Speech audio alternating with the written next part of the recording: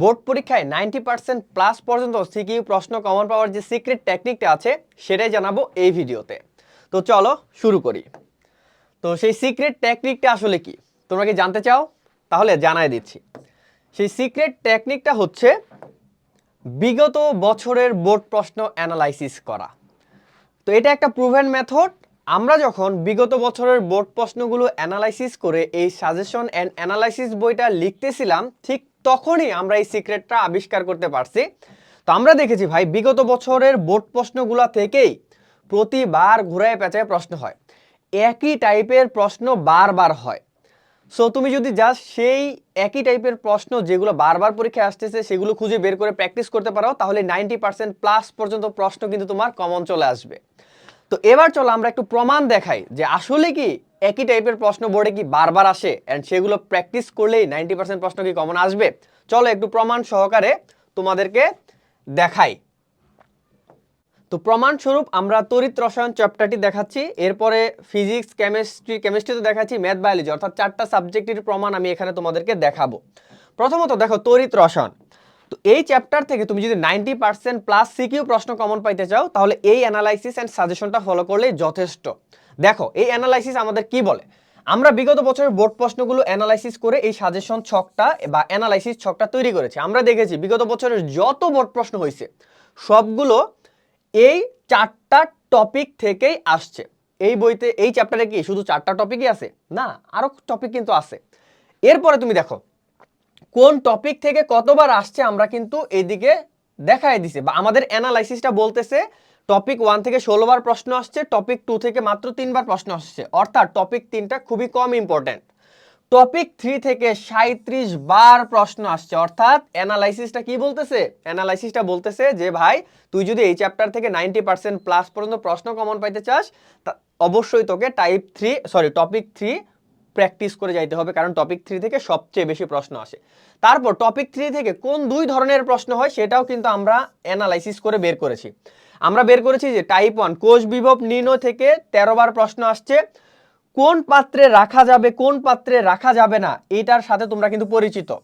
কোন পাত্রে রাখা যাবে কোন পাত্রে রাখা যাবে না এই টাইপের প্রশ্ন ভাইয়া 24 বার আসছে, অর্থাৎ পরীক্ষায় এই টাইপ থেকে প্রশ্ন আসবে। তুমি তোমার নেক্সট পরীক্ষায় এই টাইপ 2 থেকে প্রশ্ন পাবা মাস্ট। তারপরে নার্স সমীকরণ থেকে 15 বার প্রশ্ন আসছে। তো মোটামুটি বলা যায় এই চ্যাপ্টার থেকে প্রশ্ন কমন পাইতে চাইলে এই 4টা টপিক পড়লেই এনাফ। এই 4টা টপিকের প্রশ্ন তুমি যদি প্র্যাকটিস করো তাহলে যথেষ্ট। এর মাঝে সবচেয়ে ইম্পর্টেন্ট হলো টপিক 3, 37 বার প্রশ্ন আসছে। তারপরে ইম্পর্টেন্ট টপিক হলো ফ্যারাডের সূত্র সংক্রান্ত, তারপরে হলো নার্স সমীকরণ। এই টপিকগুলা অ্যান্ড এই টাইপের ম্যাথগুলা প্রশ্নগুলা তুমি যদি প্র্যাকটিস করতে পারো, প্র্যাকটিস করে যাও টাইপ ওয়াইজ, তাহলে ভাইয়া 90% প্লাস পর্যন্ত সিকিউ তুমি কমন পেয়ে যাবা। এখন এরপরে দেখাই যে শুধু তো অ্যানালাইসিস জানলেই হবে না, এই প্রত্যেকটা টপিক ওয়াইজ যে প্রশ্নগুলো দেখাইলাম 37 বার 16 বার, এই 37টা প্রশ্ন আসলে দেখতে কেমন, কেমনে পরীক্ষায় আসে। আমরা যে বলতেছি যে একই টাইপের প্রশ্ন পরীক্ষায় বারবার আসে সেটার প্রমাণটা এখন দেখাই। দেখো তুমি যদি আমাদের এই বই থেকে এর পরের পেজগুলোতে যাও তাহলে দেখবা যে আমরা আগের চ্যাপ্টারে মানে আগের স্লাইডে যে অ্যানালাইসিসটা দেখাইছি সেই অ্যানালাইসিস ওয়াইজ বোর্ড প্রশ্নগুলো সাজানো আছে। অর্থাৎ টাইপ 2 তে কোন পাত্রে রাখা যাবে রাখা যাবে না এখান থেকে যে 24টা প্রশ্ন বিগত বছরে আসছে সেই 24টা প্রশ্ন টাইপ ওয়াইজ আমরা সুন্দর করে কিন্তু সাজায়া দিছি। যেমন দেখো প্রথম প্রশ্নটা কি বলছে, কোন পাত্রে সংরক্ষণ করা যাবে। দ্বিতীয় প্রশ্নটাও বলছে যে কোন পাত্রে মানে জিঙ্ক পাত্রে সংরক্ষণ করা যাবে কি এই ধরনের প্রশ্ন। অর্থাৎ এখানে যে 24টা প্রশ্ন আসছে প্রত্যেকটা একই টাইপের প্রশ্ন। তোমার কাজ হইল এই টাইপ ওয়াইজ বোর্ড প্রশ্নগুলো সলভ করা। এখন সবগুলা প্রশ্ন যদি একই টাইপের হয় তাহলে কেন ভাইয়া আপনারা এতগুলা প্রশ্ন দিয়েছেন, এতগুলা প্রশ্ন অ্যানালাইসিস করছেন? কারণ উদ্দীপকে যথেষ্ট ভিন্নতা আছে। যেমন ধরো এটার উদ্দীপক একরকম, এটার উদ্দীপক আরেক রকম, উত্তর কিন্তু একই, উত্তরের প্যাটার্নটা একই, কিন্তু উদ্দীপক আলাদা। উদ্দীপকের ভাষাগত ভিন্নতার জন্যই আমরা 24টা প্রশ্ন দিয়ে রাখছি যেন তুমি উদ্দীপকের ভিন্নতাটা ধরতে পারো। সো আমরা চাইলে জাস্ট 2টা প্রশ্ন দিয়ে রাখতে পারতাম এবং বলতে পারতাম যে এটা একটা আমাদের কমপ্লেক্স সাজেশন, আমরা সেটা বলি নাই। কেন বলি নাই বুঝতেই পারতেছো। তো এরপরে তোমাদেরকে অন্য আরেকটা চ্যাপ্টারের অ্যানালাইসিস দেখাই। আর তার আগে বলি যে আমার কেমিস্ট্রিতে যে অ্যানালাইসিসটা দেখালাম, যে সাজেশনটা দেখালাম, সেটা যদি ফলো করো অ্যান্ড আমাদের এই সাজেশন বই থেকে যদি টাইপ ওয়াইজ সেই বোর্ড প্রশ্নগুলো প্র্যাকটিস করো, এই বইটার সমাধান ইবুক কিন্তু আমরা ফ্রিতে দিয়ে দিব, সেগুলো দেখে দেখে যদি তুমি সমাধান করো, প্র্যাকটিস করো ভাই, 90% প্লাস সিকিউ প্রশ্ন তুমি কমন পেয়ে যাবে, এটা গ্যারান্টি দিয়ে বলা যায়। এরপরে যদি তোমাদেরকে দেখাই যে আধুনিক পদার্থবিজ্ঞান, এখান থেকে তুমি যদি 90% প্লাস সিকিউ প্রশ্ন কমন পাইতে চাও, তোমাকে কোন কোন টপিক পড়তে হবে। আমাদের অ্যানালাইসিসটা বলে যে এই 6 টপিক পড়লেই তোমার প্রশ্ন কমন আসবে, 6 টপিক পড়লেই প্রশ্ন কমন আসবে। এর মধ্যে তুমি যদি শুধুমাত্র টপিক 1 আপেক্ষিকতার প্রয়োগ এইটা পড়ে যাও, তাহলেই তোমার মানে কমন আসবে গ্যারান্টি, শুধু এইটা পড়ে গেলেই কমন আসবে। বাকিগুলো যদি তুমি নাও পড়ে যাও বা নাও প্র্যাকটিস করে যাও, তবে অবশ্যই প্র্যাকটিস করে যাবা, কারণ মাত্র 6টা টপিক। তো এখন টপিক 1 থেকে এই 3 টাইপের প্রশ্ন হয়। টপিক 1 থেকে দৈর্ঘ্যের আপেক্ষিকতা, সময়ের আপেক্ষিকতা, ভরের আপেক্ষিকতা, এই যে 3টা সূত্র আছে, এই 3টার কিন্তু 3টা সূত্র আছে, এই 3টা দিয়েই মূলত এখান থেকে প্রশ্ন আসে।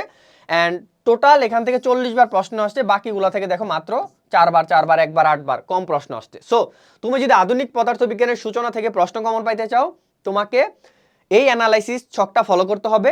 অ্যান্ড এই যে এখানে 40টা প্রশ্ন আসছে, এই 40টা প্রশ্ন টাইপ ওয়াইজ প্র্যাকটিস করতে হবে। টাইপ ওয়াইজ কই থেকে প্র্যাকটিস করবে, আমাদের ওই সাজেশন বইটাতে টাইপ ওয়াইজ এই প্রশ্নগুলো আছে। যেমন ধরো টাইপ 1 দৈর্ঘ্যের আপেক্ষিকতা, এখান থেকে যে টাইপের প্রশ্নগুলো আসছে সেটা কিন্তু আমাদের বইয়ের পরের পেজে খুব সুন্দর করে সাজানো আছে। তুমি জাস্ট দেখবা যে একই টাইপের প্রশ্ন, দৈর্ঘ্য কত, একই টাইপের প্রশ্ন, দৈর্ঘ্য কত, তারপর দৈর্ঘ্য কত, দেখছো একই টাইপের প্রশ্ন ভাইয়া বারবার পরীক্ষা আসতেছে। তো তোমার কাজ হবে আমাদের সাজেশন বই থেকে এই টাইপ ওয়াইজ প্রশ্নগুলো প্র্যাকটিস করা। যদিও প্রত্যেকটারই উত্তর একই, এল মানে এল এর যে সূত্রটা আছে দৈর্ঘ্যের আপেক্ষিকতার সূত্র দিয়েই হবে, তারপর আমরা সবগুলা প্রশ্ন রাখছি, বা তোমরাও সবগুলা প্রশ্ন টাচ করবা, দেখে যাবা, জাস্ট উদ্দীপকের ভিন্নতা বোঝার জন্য। কারণ ভাই উদ্দীপকের একটা ওয়ার্ডের জন্য তুমি হয়তো প্রশ্নটা ধরতে পারবা না, এই জন্য প্রত্যেকটা প্রশ্নই তুমি টাচ করে যাবা, প্রত্যেকটা প্রশ্নই তুমি টাচ করে যাবা। এরপরে যদি আমরা অন্য আরেকটা চ্যাপ্টার রক্ত সঞ্চালন, এই চ্যাপ্টারের অ্যানালাইসিস দেখাই বা সাজেশনটা দেখাই, আমি তোমাকে বলে দিব যে ভাই এই চ্যাপ্টার থেকে প্রশ্ন, এই যে 33টা প্রশ্ন যেই টপিক থেকে আসছে হৃৎপিণ্ড, এখান থেকে মাস্ট আসবে, এখান থেকে প্রশ্ন মাস্ট আসবে, কারণ আমাদের অ্যানালাইসিসই বলতেছে এখান থেকে প্রশ্ন আসবে। এখান থেকে কোন 4 টাইপের প্রশ্ন আসবে দেখো, এখান থেকে কোন 6 টাইপের প্রশ্ন আসবে এটাও এখানে সুন্দর করে দেওয়া আছে, যে টাইপ 1 চিত্র ও গঠন থেকে 10 বার প্রশ্ন আসছে, মানে কোন টাইপ থেকে কতবার প্রশ্ন আসছে খুব সুন্দর করে সাজানো আছে। আমি যদি তোমাকে বলি যে এই রক্ত সঞ্চালন চ্যাপ্টার থেকে তুমি যদি হৃৎপিণ্ডের চিত্র ও গঠন এবং হার্টবিটের মায়োজেনিক নিয়ন্ত্রণ এই দুই টাইপের প্রশ্ন পারো, এই দুই টাইপের প্রশ্ন সলভ করতে পারো, তাহলেই এনাফ এই চ্যাপ্টারের জন্য। তবে সেফ সাইটে থাকার জন্য তোমরা হচ্ছে প্রত্যেকটা টপিকে প্র্যাকটিস করবা। এখন কথা হলো এই যে হৃৎপিণ্ডের চিত্র গঠন থেকে 10টা প্রশ্ন আসছে বিগত বছরে, এই 10টা প্রশ্ন দেখতে কেমন সেটা একটু দেখাই। আচ্ছা সেটা আমরা এখানে রাখি নাই, সেটা হলো আমাদের বইতেই তোমরা কিন্তু পাওয়া যাবা। 10টা প্রশ্নের প্রত্যেকটা একই রকম, 10টা প্রশ্নের প্রত্যেকটা একই রকম, জাস্ট তুমি একটা সলভ করো, বাকিগুলো একই রকম। তবে কথা হলো উদ্দীপকের ভিন্নতা থাকে, এই জন্য আমরা বারবার বলতেছি যে ভাই উদ্দীপকগুলা মাস্ট তোমাকে ভালো মতন পড়তে হবে, প্র্যাকটিস করতে হবে। এরপরে যদি বলি পরিপাক ও শোষণ, দেখো পরিপাক ও শোষণ থেকে সবচেয়ে ইম্পর্টেন্ট টপিক হলো যকৃত। যকৃতের কোন টপিক টাইপটা ইম্পর্টেন্ট, সেটা হলো যকৃতের সঞ্চয়ী ও বিপাকীয় ভূমিকা। দেখো তোমার হাতে যদি এই অ্যানালাইসিস গুলো থাকে, তোমার পড়াটা কত কমে যাচ্ছে। তুমি হয়তো এই চ্যাপ্টার থেকে অনেক কিছু পড়তা এন্ড জানতাও না যে প্রশ্ন কোন টাইপ থেকে আসবে, কিভাবে প্রশ্ন আসবে, কিন্তু তোমার হাতে যদি এই অ্যানালাইসিসটা থাকে, তাহলে তুমি ইজিলি 90% প্রশ্ন কিন্তু কমন পেয়ে যাবা, জাস্ট অ্যানালাইসিস ছকটা ফলো করলে।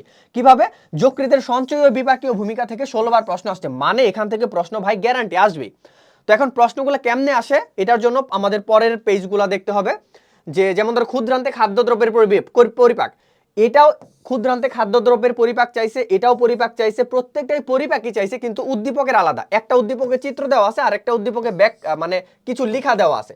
এই জন্য আমরা বলতেছি যে ভাই তুমি উদ্দীপক প্রত্যেকটাই পড়বা, তাহলে তোমার জন্য মানে প্রশ্ন ধরাটা সহজ হবে। দেখো একটা উদ্দীপক চিত্র দেওয়া আর একটা উদ্দীপক হইলো কি দেওয়া, লিখিত আকারে দেওয়া। তো এই জন্য উদ্দীপকগুলো দেখে দেখে তোমরা কিওয়ার্ড যাচাই করবা, যে এই কিওয়ার্ডগুলো দিয়েই বোঝাচ্ছে যে এটা আমার ক্ষুদ্রান্তের কথা বলতেছে। ঠিক আছে, এই প্রশ্নগুলো পড়ে জাস্ট কিওয়ার্ডগুলো বের করবা, যে কোন কিওয়ার্ড দিয়ে ক্ষুদ্রান্তের কথা বলতেছে, কোন কিওয়ার্ড দিয়ে যকৃতের কথা বলতেছে। এগুলো আমরা প্রত্যেকটা সিকিউ প্রশ্ন দেখে দেখে খাতায় নোট করে ফেলবো, তাহলে ভাই পরীক্ষার আগে জাস্ট রিভিশন দিয়ে যাবো ওগুলোই। তারপরে যকৃতের সঞ্চয় ও বিপাকীয় ভূমিকা থেকে যতগুলো প্রশ্ন আসছে সবগুলো আমরা সাজাই দিচ্ছি, প্রত্যেকটার উত্তর একই।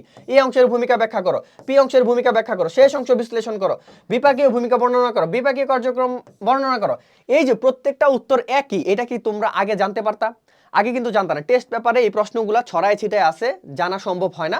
আমরা যেহেতু আমার suggestion wise type wise analysis করে এই সাজেশনগুলো একসাথে রেডি করে এই বইটাতে সাজাইছি, তার মানে তুমি এই বইটা যদি ফলো করো তাহলে ভাইয়া একই টাইপের প্রশ্ন একসাথে পাবা। দেখবা যে ভাই একটা উত্তর তুমি যদি প্রথমটার উত্তর মুখস্থ করো, বাকিগুলা ওই উত্তর দিয়ে ছাঁচে ফালায় দিয়ে দিতে পারবা। জাস্ট এখানে হয়তো এ বলছে, এখানে হয়তো পি বলছে, এখানে হয়তো কিউ বলছে, জাস্ট এতটুকুই পার্থক্য। ঠিক আছে, তাহলে তোমরা কি বুঝতে পারতেছো বা ধরতে পারতেছো যে ভাই বিগত বছরের প্রশ্নগুলাই অ্যানালাইসিস করে টাইপ ওয়াইজ তুমি যদি প্রশ্ন সলভ করতে পারো, 90% প্লাস সিকিউ প্রশ্ন কিন্তু তোমার কমন চলে আসবে ভাই। এটা একটা guarantee and proven method.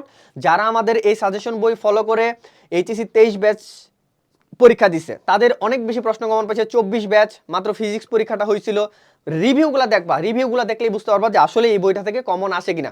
So তোমরা 25 ব্যাচ সামনের বোর্ড পরীক্ষায় তুমি যদি 90% প্লাস পর্যন্ত সিকিউ প্রশ্ন কমন পাইতে চাও ভাই, এই সাজেশন বইটা তোমাকে মারাত্মকভাবে হেল্প করবে। অ্যান্ড তুমি যদি এই সাজেশন বইটা নাও কিনো, আমরা এই স্লাইডে যেভাবে অ্যানালাইসিসগুলো দেখাইলাম, তুমি যদি বিগত বছরের প্রশ্নগুলো অ্যানালাইসিস করে এইভাবে সাজেশন বের করতে পারো, টাইপ ওয়াইজ প্রশ্নগুলো সাজাইতে পারো, তাহলে তোমাকে কিন্তু এই সাজেশন বইটা আর কিনতে হচ্ছে না। সো আশা করি এই ভিডিও দেখে তুমি বুঝে গিয়েছো 90% প্রশ্ন কমন পাওয়ার জন্য ভাই বিগত বছরের বোর্ড প্রশ্ন অ্যানালাইসিস করলেই যথেষ্ট। সো তুমি যদি চাও এই বইটা অর্ডার করবা, উপরে নিচে যে কোনো জায়গায় লিঙ্ক থেকে আমাদের এই বইটার ডেমো পিডিএফ দেখে অর্ডার করে ফেলতে পারো।